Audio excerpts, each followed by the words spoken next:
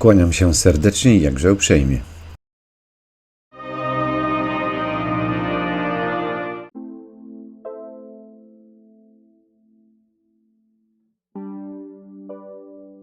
Życzylibyśmy sobie, aby w ogóle się to nie zdarzało, albo bardzo, bardzo sporadycznie.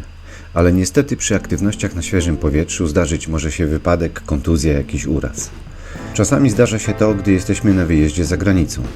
W takiej sytuacji przydaje nam się karta EKUS i możemy korzystać z leczenia, które refunduje NFZ.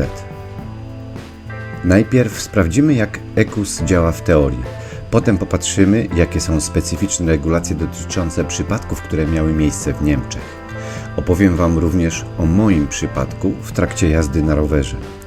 Ostatnia minuta filmu będzie zawierała sceny drastyczne, więc osoby, które są wrażliwe na widok ran oraz krwi, powinny opuścić ostatnią minutę filmu.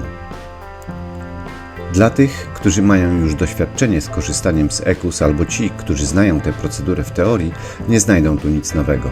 No, może poza studium mojego przypadku. Może coś poszło inaczej? W takiej sytuacji komentujcie. Jak często sprawdzamy procedury i instrukcje, zanim będziemy musieli skorzystać z procesów w nich opisanych? Ja tego nie sprawdziłem, więc trochę teorii. EKUS działa w stosunku do leczenia niezbędnego i nieplanowanego i w ramach publicznej opieki zdrowotnej w kraju, w którym się znajdujemy. No i na tych samych zasadach, na jakich korzystają z niego obywatele danego kraju. Jak to wygląda w Niemczech?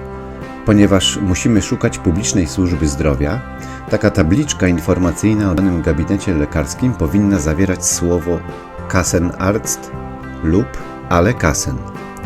Mogą też być wymienione niemieckie kasy, z którymi dany lekarz ma podpisaną umowę, np. AOK lub BKK.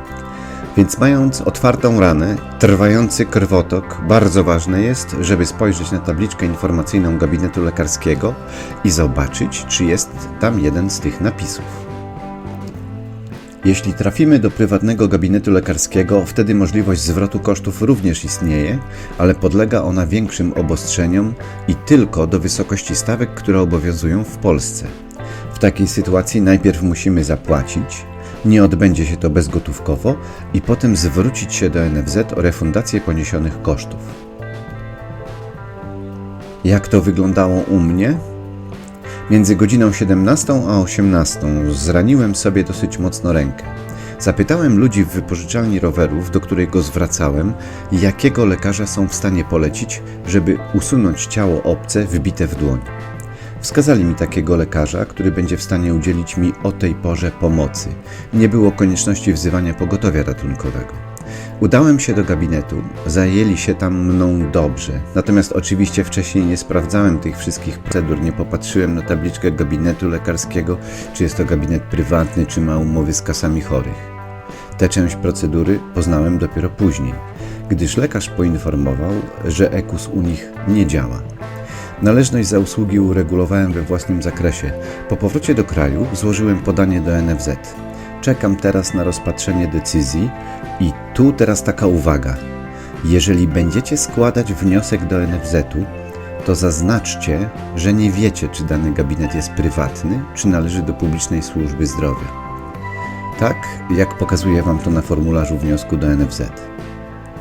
Czekam teraz na rozpatrzenie wniosku, pewnie w następnej części filmu podzielę się z Wami informacją, jak to wyglądało dalej.